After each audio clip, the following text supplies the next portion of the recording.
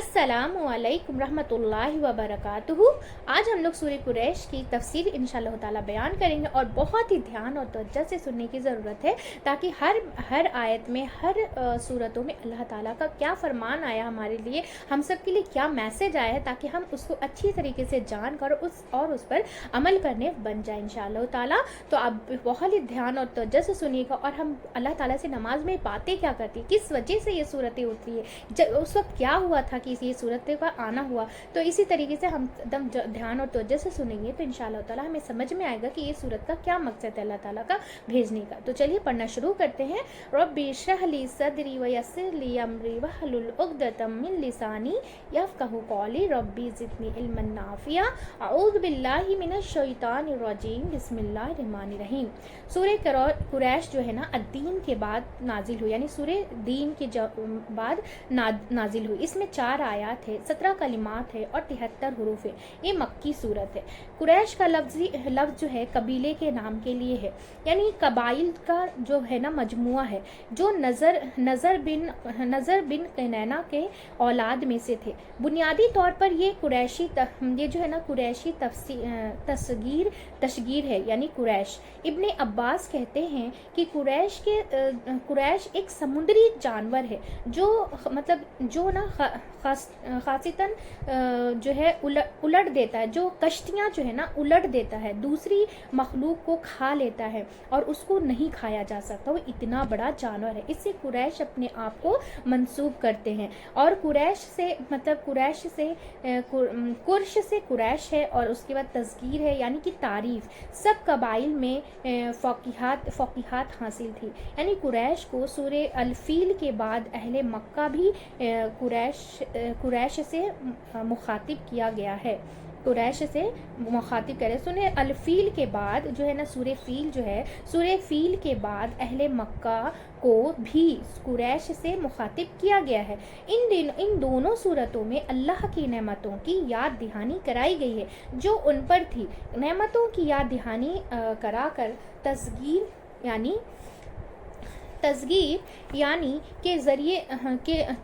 के ज़रिए उन्हें अल्लाह की तरफ रुजू करने के लिए कहा जा रहा है।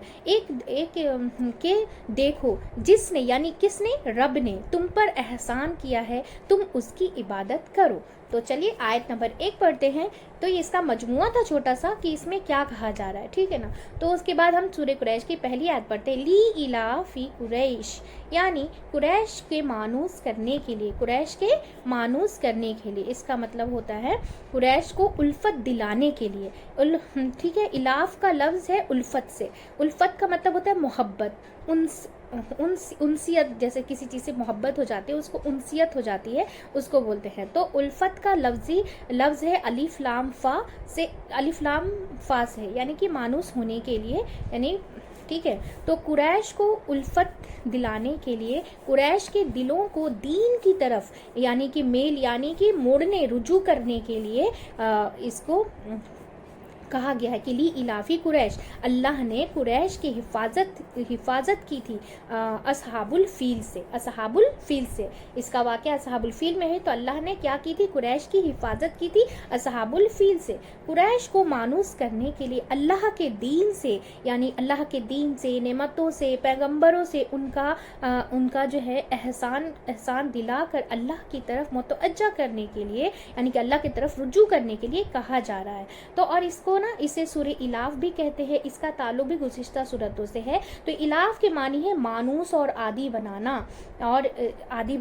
तो आयत नंबर 2 है इलाफिहिम रिहलतश्शिताइ वस्सैफ, यानी उन्हें जाड़े और गर्मी के सफ़र से मानूस करने के लिए, यानी कि उसके शुक्रिया में ये कहा जा रहा है इलाफिहिम रिहलतश्शिताइ वस्सैफ, यानी कि अल्लाह का शुक्र अदा करने के लिए इसमें बताया जा रहा है मानूस करना उनको सर्दी और गर्मी के सफ़र से।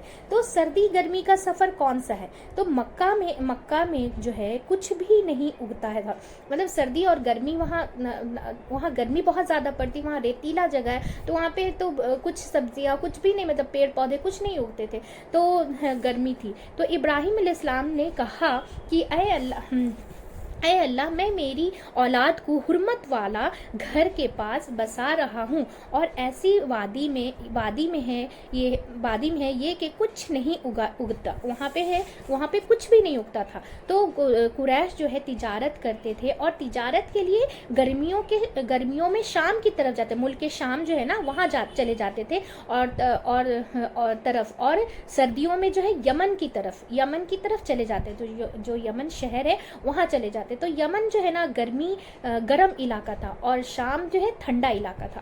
تو انسان جو ہے نا ان سفروں میں ان کو بہت فائدہ ہوتا تھا، یعنی کیا کرتے تھے، وہ تجارت کرتے تھے، ان میں وہ بہت کچھ کماتے تھے۔ تو قریش کی بہت عزت تھی۔ کیوں عزت تھی ان کی؟ کیونکہ وہ مکہ کے جو ہے نا کعبہ کے پاس رہتے تو ان کو بہت عزت دی جا رہی تھی۔ ان کے جو قافلے بہت امن سے، بہت اطمینان سے، سکون کے ساتھ وہ گزرتے تھے، جہاں سے بھی وہ گزرتے تھے، کوئی ہنگامہ، کوئی لڑائی جھگڑا یا کچھ بھی کرتے نہیں تھے، وہ امن سے، بہت سکون سے اور یہاں سے گزر جاتے تھے۔ تو سورہ العنکبوت میں کہا گیا ہے کہ کیا انہوں نے دیکھا نہیں، ہم نے ان کے لیے حرمت والا یعنی کہ امن والا حرم بنایا، لوگ ان کے آس پاس سے اچک لیے جاتے تھے، مطلب جو بھی لوگ وہاں سے گزرتے تھے نا تو دوسرے لوگ کو جو ہے نا لوگ ان کا چیز مال جو ہے وہ لے لیتے تھے، لیکن جب یہ لوگ گزرتے تھے تو ان کو آرام سے وہاں سے گزرنے دیا جاتا تھا اور ان کو وہاں سے آرام سے جانے دیا جاتا تھا، ان کی اتنی ان لوگ کی عزت تھی، ٹھیک ہے نا۔ تو جو کوئی کعبہ کے خادم تھے لوگ ان کی بہت عزت کرتے تھے۔ اس کی طرف توجہ دلا کر دکھایا جا رہا ہے کہ دیکھو اللہ نے تمہیں ان کعبہ کی وجہ سے یعنی کعبۃ اللہ کی وجہ سے ان سفروں کی بدولت امن بھی دیا ہے اور کھانے کو بھی دیا ہے، اور تمہاری مشکل وقت میں مطلب حفاظت بھی کیا ہے، اور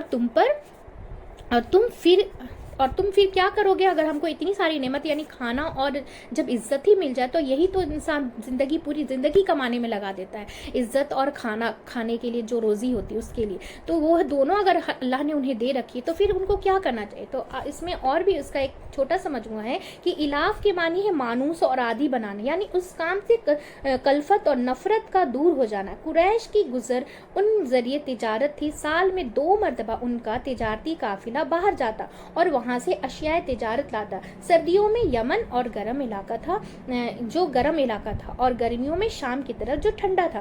خانہ کعبہ کی خدمت گزار ہونے کی وجہ سے تمام اہل عرب ان کی عزت کرتے تھے، اس لیے ان کے قافلے جو ہے نا وہ بلا روک ٹوک سفر کرتے۔ اللہ تعالیٰ اس صورت میں قریش کو بتلا رہے ہیں کہ تم جو گرمی سردی میں 2 سفر کرتے ہو تو تمہارے اس احسان کی وجہ سے کہ ہم نے تمہیں مکے میں امن عطا کیا ہے اور اہل عرب میں معزز بنایا ہوا ہے، اگر یہ چیز نہ ہوتی تو تمہارا سفر ممکن نہ ہوتا، اور اصحاب الفیل کو بھی ہم نے اسی لیے تباہ کیا کہ تمہاری عزت بھی برقرار رہے اور تمہارے سفروں کا سلسلہ بھی جس کے تم خوگر ہو یعنی کہ قائم رہے۔ اگر ابراہا اپنے مذموم مقصد میں کامیاب ہو جاتا تو تمہاری عزت و سیادت بھی ختم ہو جاتی اور سلسلہ سفر بھی منقطع ہو جاتا، اس لیے تمہیں چاہیے کہ سفر اسی بیت اللہ کی رب کی عبادت کرو۔ تو صرف اسی بیت اللہ کے رب کی عبادت کرو۔ تو اور اس میں کہا جا رہا ہے آیت نمبر 3 میں کہا جا رہا ہے فَلْيَعْبُدُوا رَبَّ هَٰذَا الْبَيْتِ، بس انہیں چاہیے کہ اس گھر کے رب کی عبادت کرتے رہیں۔ تو کیا کرنا چاہیے؟ بس چاہیے کہ عبادت کرتے رہیں اس گھر کے رب کی۔ تو اور پھر چوتھی آیت میں کہا جا رہا ہے کہ الَّذِي أَطْعَمَهُم مِّن جُوعٍ وَآمَنَهُم مِّن خَوْفٍ، جس نے انہیں بھوک میں کھانا دیا اور ڈر اور خوف میں امن و امان دیا۔ اور اس کی چوتھی آیت میں کیا کہا جا رہا ہے کہ جس نے کھلایا انہیں بھوک میں اور اس نے امن دیا انہیں، تو ان کے ہاتھ کچھ نہیں اگتا تھا۔ کھانے کو بھی انتظام کہاں سے کیا؟ ایک تو اس کعبہ کی وجہ سے کہ یہاں پر لوگ آتے تو اتنی تجارت بڑھتی تھی، یہاں پہ یہ باہر سے ہر ملک سے آتے تھے نا کعبہ کے پاس، تو ان کا جو تجارت ہے، جو بھی چیز وہاں آتے تھے تجارت کرنے کے لیے، بیچنے کے لیے، تو وہ سب ان کا بہت منافع ہوتا تھا، ٹھیک ہے، تو تجارت بڑھتی تھی۔ دوسرے یہ کہ یہ خود شام اور یمن سفر کر کے جاتے تھے، اتنی عزت ہوتی ان کی کہ تجارت جب وہ کرتے تھے تو تجارت چمکتی۔ اب ان کو بھی کیا کرنا چاہیے کہ شکرانہ ادا کرنا چاہیے، اللہ کا شکر، سب کچھ اللہ کی نعمتوں سے ہی تو ہوا ہے، تو اللہ کا شکر ادا کرنا چاہیے، جن سے امن میں رکھنا۔ ان کو خوف سے ہر طرف قافلے لوٹ لیے جاتے اور ان کے قافلے کو کوئی کچھ نہیں کرتا، کوئی کچھ نہیں کہتا تھا، کیونکہ یہ عزت اور احترام سے دیکھے جاتے تھے۔ تو ان کو کہا جا رہا ہے کہ دیکھو، جس رب نے تمہارے لیے دنیا کے راستے آسان کیے، تمہارے کھانے کو دیا اور تمہیں امن دیا، سکون دیا، تو اور کیا چاہیے؟ زندگی میں اگر سکون ہے نا تو سب سے بڑی نعمت ہے، کیونکہ آج کل سکون ہی تو نہیں ہے زندگی میں انسانوں کے، تو زندگی میں اگر سکون ملا ہے نا تو وہ بہت بڑی نعمت سمجھنی چاہیے ہمیں، ٹھیک ہے نا۔ تو ترقی کے لیے ضروری ہوتی ہے، کیا ضروری ہوتی ہے ترقی کے لیے؟ دو چیزیں ضروری ہوتی ہے، کھانا ہو اور امن، یعنی کہ سکون ہو۔ انسان بہت کچھ کر سکتا ہے جب ہمیں کھانا ہے، ٹائم پہ کھانا مل جائے، کھانے کے لیے ہمیں رزق مل جائے، اور اس کے بعد امن، سکون ہو، ہمیں کسی چیز کا خوف ہی نہ ہو کہ ہم مطلب ان سے کسی سے نہ ڈر ہو نہ خوف ہے سوائے اللہ کے، تو پھر ہم کو کیا چاہیے؟ کچھ بھی نہیں چاہیے، ایک دم سکون کی زندگی انسان کر سکتا ہے، اس میں سوچنے کی، سمجھنے کی صلاحیت بھی ہماری بڑھ جاتی، کیونکہ دماغ جب سکون میں رہتا ہے نا تب ہم بہت بڑے سے بڑا کام کو انجام دے دیتے ہیں، ٹھیک ہے نا۔ تو تمہارے پاس کھانا ہے، امن اگر کھانا ہے آپ کے پاس اور امن نہیں تو بھی مشکل، اور امن ہے اور کھانا نہیں تو بھی مشکل ہے، یہ دونوں چیزیں دے کر دنیا ماں مدی طاقت دی۔ تم کیا کرو؟ اگر یہ دونوں چیزیں مل گئی تو ہمیں کیا کرنا چاہیے؟ تو اپنے رب کی طرف رجوع کرو، یعنی جس گھر کی وجہ سے، یعنی کہ مکہ کی وجہ سے تمہاری یہ عزت ملی ہے، اس گھر کے رب کی عبادت کرو۔ اللہ کچھ نہیں چاہتا، صرف اللہ چاہتا ہے کہ اللہ کا شکر ادا کرے ہمیں، اللہ کو ہماری عبادت بھی نہیں پہنچتی، کچھ نہیں پہنچتا ہے، وہ بھی ہمارے لیے ہی، اللہ تعالیٰ نے ہمارے لیے ہی، ہم سب کو آسان کرنے کے لیے، تاکہ ہم جب اللہ سے ملاقات کریں تو اللہ ہم پہ ایک رائے کے دانے کے برابر بھی ہم سب پہ ظلم نہ کرے، اسی لیے ہمیں اللہ بتاتا ہے کہ تم میری عبادت کرو، تاکہ وہ تم میرے پاس آؤ تو میں تمہیں عزت اور احترام سے تمہاری عزت کروں، تمہارا ویلکم کروں، خوش آمدید کروں، ٹھیک ہے نا۔ تو عبادت کس کو کہتے ہیں؟ خضوع اور تذلل کو، یعنی کہ خضوع کیا ہے کہ یعنی کہ جھک جانا، دب جانا، سجدے میں پڑ جانا۔ سجدہ کیا ہے؟ سمبول ہے عبادت کا، سجدہ کیا ہے؟ سمبول ہے عبادت کا، جو بندے کو اللہ کے قریب کرتا ہے۔ سجدہ کیا کرتا ہے؟ اللہ کے قریب کرتا ہے، بندوں کو اللہ کے قریب کرتا ہے۔ محبت کیوں ضروری ہے؟ محبت کیوں ضروری؟ کیونکہ محبت ہو تو انسان شوق سے کام کرتا ہے، اور تعظیم ہو، اگر عزت ہو تو انسان گناہوں سے بچتا ہے، تعظیم ہو تو گناہوں سے پڑتا ہے۔ جیسے اگزامپل دے دیتے ہیں کہ والدین کی اگر ہم کو ہوتی ہے، اپنے ماں باپ کی محبت ہوتی ہے تو آپ کیا کریں گے؟ تو ان کی ہر بات مانیں گے، اور تعظیم اگر ہو، ان کی عزت آپ کر رہے ہیں تو ایسا آپ کوئی کام نہیں کریں گے جس سے ان کو ان کی بے عزتی ہو، ان کو شرمندگی محسوس ہو، ٹھیک ہے نا۔ تو ایسا کوئی کام ہم نہیں کریں گے کہ جو ان کو دکھ دے، احترام میں، رسپیکٹ میں۔ عبادت صرف کام کرتے جانے کا نام نہیں ہے، عبادت کیا ہے کہ عبادت کیسی ہونی چاہیے؟ خضوع سے، تذلل کے ساتھ محبت اور تعظیم کا تقاضا بھی کرتی ہے۔ جس عبادت میں اللہ کی محبت نہیں ہو تو محبت سے خالی ہے، جو احترام سے خالی ہے۔ جو کیسے اللہ کی عبادت جو ہے نا، اللہ کی عبادت میں اللہ کی محبت بہت ضروری ہوتی ہے، کیونکہ اللہ سے محبت بہت ضروری ہوتی ہے، کیونکہ محبت، اگر دل محبت سے خالی ہو یا احترام سے خالی ہے تو وہ عبادت نہیں، وہ پھر کیا ہے؟ بس روکھی پھیکی ٹکڑے ہیں، یعنی کہ بے دل کا کام، اور انسان مارے بندے کیا کرتا ہے؟ جو ہے نا چند ٹھونگے مار دیتا ہے۔ اب جیسے اگر محبت ہوگی، ہمیں نماز سے محبت ہوگی تو ہم کیا کریں گے؟ جیسے ہی اذان ہوئی، اذان سے پہلے ہی تیاری میں ہم لگ جائیں کہ اذان ہونے والی ہے، اگر ہمیں نماز پڑھنی، شوق ہوگی، محبت ہوگی، اور اگر ہمیں اذان بھی ہوگی تو ہمیں کوئی فرق نہیں پڑے گا، 3 گھنٹے چلے جائیں گے، اور جو جب لاسٹ ایک دم وقت آتا ہے دوسرے نمازوں کا، تب ہم اس وقت جائیں گے فٹافٹ سے ٹھونگے مارنے کے لیے، تو وہ ویسی نماز اللہ کو بالکل پسند نہیں ہے۔ تو ہمیں نماز کا، اور یعنی کہ نماز اور سجدے کا ہی تو اس میں بتایا جا رہا ہے کہ اللہ کو سجدہ سجدہ ہی تو پسند ہے، اللہ کے سامنے جھکنا ہی تو پسند ہے، اللہ کو محبت، جتنی محبت ہم ایک ایک انگلی کے برابر کرتے ہیں تو اللہ تعالیٰ پورا ہاتھ اپنا بڑھا دیتا ہے اپنی محبت سے. تو ہم کر کے تو دیکھیں اس طریقے سے، جیسے اذان کا وقت ہو تو ہم ساری دنیا کا کام چھوڑ کر کے پہلے ہم اللہ کی طرف بھاگیں گے تو اللہ بھی ہماری طرف ویسے ہی بھاگتا ہے کہ اس کے ہر کام کو مجھے بنا دینا ہے. ٹھیک ہے، تو یہاں پہ کیا کرنا ہے، تو یہی شوق چاہیے اور عزت چاہیے، تعظیم چاہیے، تعظیم کے ساتھ کہ ہم پھر اللہ کے کام کو ہم وہ بوجھ نہیں لگے گا، ہم شوق سے کریں گے، اس میں اور ہماری اضافہ ہوتے جائے گا اور ہم عبادت میں بڑھتے جائیں اور ہم اللہ کے قریب ہوتے جائیں گے اس طریقے کے شوق سے عبادت کرنے سے. ٹھیک ہے نا. تو اللہ سے ملاقات کا کیا ہوتا ہے کہ کیا ہوتا ہے کہ انسان مارے باندھے چند ٹھونگے مار لیتا ہے، یا زمین پر نوسکھے آنکھ سے، یعنی کہ نہ ان کے آنکھ سے آنسو گرتے ہیں، نہ بہتے ہیں، نہ دل سے شوق ہوتا ہے، نہ دل میں شوق ہوتا ہے اللہ سے ملاقات کا، نہ دل میں کوئی جذبہ ہے اللہ تعالیٰ ہم سے مطلب کیا کرے گا، ہم سے بے رخ اور پہلی زندگی مطلب نہیں چاہتا. کیا چاہتا ہے اللہ تعالیٰ؟ پورے محبت، شعور، خشوع کے ساتھ، عاجزی کے ساتھ، عزت احترام کے ساتھ اللہ کی طرف بڑھیں. اللہ کیا چاہتا ہے ہم سے؟ پھر سے میں ایک بار دہرا دیتی ہوں کہ پوری محبت، شعور، خوش دلی کے ساتھ، یعنی کہ خوشنودی کے ساتھ، عاجزی کے ساتھ، عزت احترام کے ساتھ اللہ کی طرف ہم بڑھیں. تو فائدہ کیا ہے کہ فَلْيَعْبُدُوا رَبَّ هَٰذَا الْبَيْتِ، کیا ہے فَلْيَعْبُدُوا رَبَّ هَٰذَا الْبَيْتِ کا کیا ہے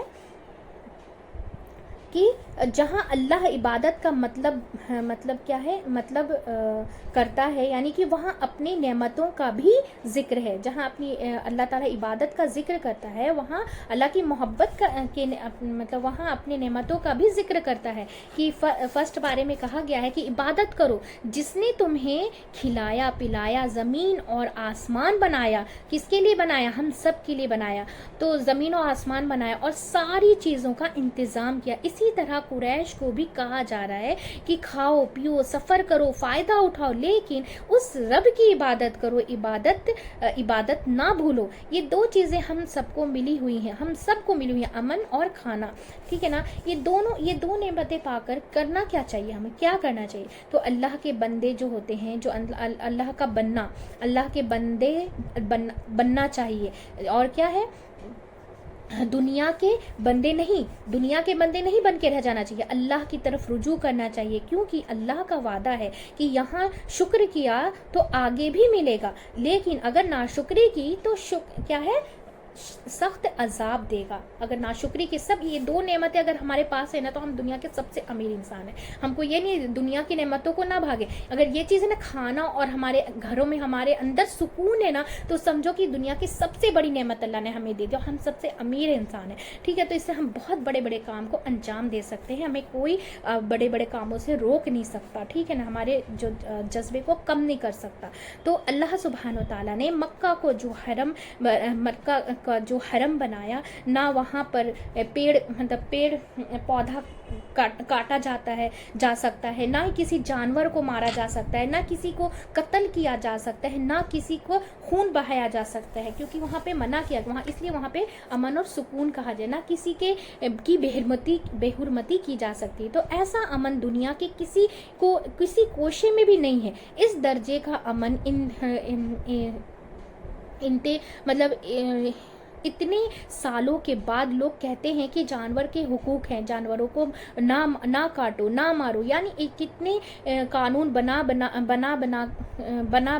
لوگوں کے اوپر مسلط کیا گیا ہے، جب جا کر امن کی صورت کچھ بظاہر نظر آتی ہے، لیکن حقیقی امن جو اللہ کے وہاں رکھا ہے اس کا مقابلہ پھر بھی نہیں ہے. کیونکہ ہمیشہ ٹینشن فری رہو. کیا کرنا چاہیے؟ ہمیں ہمیشہ ٹینشن فری رہے، ہر چیز سے بے نیاز رہو، کسی کی فکر نہیں، صرف اللہ. ہمیں اپنا کام رکھنا ہے، ہمیں اپنے دل میں کسی کے لیے کوئی بغض کی نہ برائی کچھ بھی نہیں رکھنی ہے، اور اللہ کی عبادت کرنی ہے، اور پھر کسی کے سامنے کسی کی بے عزتی نہیں کرنی ہے. جو اللہ کا حکم ہے وہ ہمیں ماننا ہے، اور بس اللہ کی عبادت کرنی خشوع اور خضوع سے، عزت اور تعظیم کے ساتھ، تاکہ جو اللہ کو پسند آئے، عاجزی کے ساتھ. پسند جو اللہ کو پسند آتی ہے وہ ساری چیزیں. تو ٹھیک ہے, تو ہمیشہ ٹینشن فری رہے, ہر چیز سے بے نیاز, کسی کی فکر نہیں کہ اگر کوئی بھی چپل بھی ہم پہن کے چلے گئے کہیں تو کوئی فرق نہیں پڑتا ہمیں پھرتے وہاں, کیونکہ کبھی کوئی کچھ کہے گا, کوئی کچھ کہے گا, کوئی کچھ نہیں کہے گا, تو اس سے کوئی فرق نہیں پڑتا, ہم جو بھی پہنے کوئی بھی. تو یہاں پر دیکھیں یہ چیزیں جو ہے ہو چکی ہیں. اور اس صورت میں اس میں اور بھی بتایا جا رہا ہے کہ عرب میں قتل و غارت گیری عام تھی, لیکن قریش مکہ کو حرم مکہ کی وجہ سے جو احترام حاصل تھا اس کی وجہ سے وہ خوف و خطر سے محفوظ تھے. ٹھیک ہے, تو یہاں پہ الحمدللہ ہماری جو صورتیں ہیں تفسیر ہے الحمدللہ پوری ہو چکی ہے.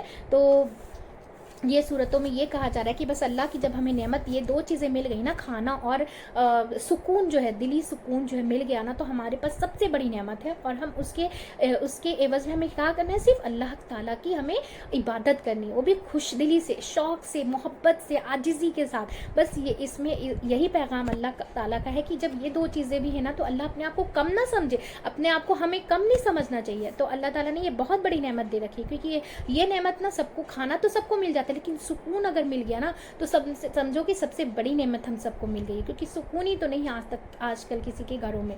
ٹھیک ہے, تو چلیے جی, تو یہاں پر ہماری بہت اچھے سے الحمدللہ تفسیر پوری ہو گئی ہے. تو آپ زیادہ سے زیادہ ایک دم اس کو شیئر کیجیے, تاکہ یہ ساری باتیں جو ہے ہم ایک فیملی کی طرح ایک دوسرے کی مدد کرتے ہوئے دوسروں تک بھی پہنچائے, تاکہ اللہ کا جو بھی فرمان ہے, جو بھی یہ ہے میسیج ہے ہم سب کے لیے قرآن میں, کیونکہ قرآن ہم سب پڑھتے تو ہیں لیکن اس کی میننگ کے ساتھ یا پھر اس کی تفسیر کی ڈیپلی نہیں جاتے ہیں, تاکہ ہمیں ان کا پھر میسیج ہی نہیں ملتا کہ ہمیں کس طریقے سے زندگی گزارنی چاہیے, کس طریقے سے ہمیں دنیا میں رہنا چاہیے, کس طریقے سے ہمیں آخرت کی تیاری کرنی چاہیے. تو انشاءاللہ تعالیٰ اس میں تو ساری بات الحمدللہ سمجھ میں آ گئی ہوگی آپ لوگوں کو. تو یہاں پر دیکھیے, چلیے دعا پڑھ لیتے ہیں اور زیادہ سے زیادہ شیئر کیجیے گا. سبحانک اللہم و بحمدک و نشہد ان لا الہ الا انت نستغفرک و اتوب الیک. سبحان ربک رب العزت عما یصفون و سلام علی المرسلین والحمد للہ رب العالمین. رحمتک ارحم الراحمین.